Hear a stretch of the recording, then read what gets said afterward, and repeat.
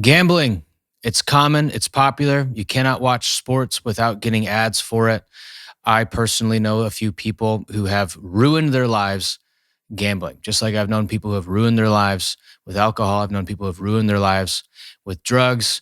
But yet there seems to be this slowness or this apprehension to call gambling potentially a huge problem because probably most people do it in a way that is not impossibly destructive or not inherently destructive. But what does the Bible have to say about gambling? On the one hand, the casting of lots is a category. The man casts lots, but the Lord determines the outcome.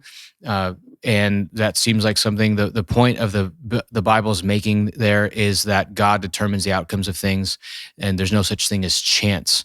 And so there really is no such thing as random because God orders and designs the whole world. So on the one hand, there is no such thing as chance because God oversees all things. On the other hand, the Bible warns about money and the misuse of money and the poor stewardship of money. And so here's a few verses I want to read here. Proverbs 13:11, dishonest money dwindles away, but whoever gathers money little by little makes it grow.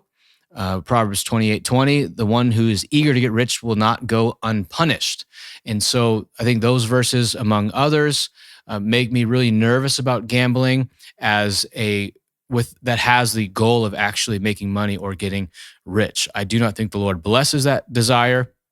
I think the Lord has ordained it such that wealth should be accumulated over time through hard work and over generations, not that we should desire to get rich quickly, because money that's hastily gained is not appreciated or not respected. The value of a dollar, so type of thing.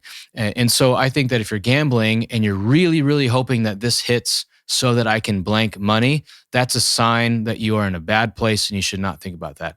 On the other hand, I do think there is a sense in which gambling can be a form of entertainment when done on a micro level that is not inherently destructive or problematic. You want to bet $5 on the game, you want to play a $10 game of poker, you want to navigate the skill or do things like that. There's a sense in which a game that is leveraged for entertainment is not necessarily a bad thing. Obviously, at certain levels, gambling can be professional. Texas Hold'em players, professions like that are skill-based ways of playing a game that has an outcome for money that's not inherently different from a sport like darts or basketball. And so that's not necessarily gambling, like pulling a lever or betting on a sports outcome. But here's the thing that you have to know is the house always wins. And if you think that's not true, you're just a fool. That the gambling platforms generate tons and tons of money because they take money from tons and tons of people. And so if you're somehow starting to believe that this might be a net positive for you financially, you're in a foolish, bad place. You need to get help. You need to stop playing the game. If you're throwing in $10 here or there to try to pay more attention to the game, then I don't think that's inherently a problem. At the same time, we've created a situation where people can't just enjoy and watch sports for their own sake, but now we have to have our phone out and watching the fantasy points and checking the betting lines and have all these multiple lines of stimulation going on. So our capacity to just enjoy and be present to something that's happening is going down. And so I do think some of this is just a product of generally dopamine addicted culture, phone addicted culture, that we can't really be watching the game without simultaneously having multiple screens. And so I think that's an unhealthy depreciation, an unhealthy way of not appreciating the beauty of sports or the majesty of human capacity in a different way. And so the love of money, the desire for unjust gain is a huge problem. And I think a lot of young men in particular don't think rightly about their capacity to make or get into money, right? I remember on my 21st birthday, I went to Vegas and played in a poker tournament, and I got out as the last person who got paid out.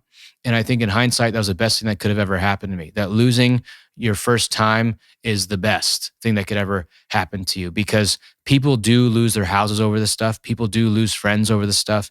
People do lose their capacity to experience joy in watching sports because of this stuff. And all those things to me are not worth risking. And so if you are thinking maybe this is a problem, it probably is a problem. Just like with alcohol, just like with other drugs, if it's maybe a problem, it's probably a problem.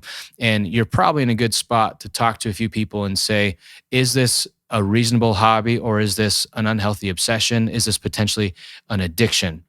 And I think that most of you who are listening will face problems with gambling in the future just based on where the inertia of society is going, that you're bombarded with promises of money and well being. And you have to understand this: the house always wins in the long run. That there might be a 0.001% chance that that isn't true for you, but generally speaking, over time, the house wins. And so if you know that and you believe that and you're willing to lose $10 here or there, or some very reasonable amount of money here or there that kind of adds entertainment value, then fine. But you should be worried about the addictive nature of this, because I'm telling you, I've seen marriages and households ruined, and I don't want that to be you.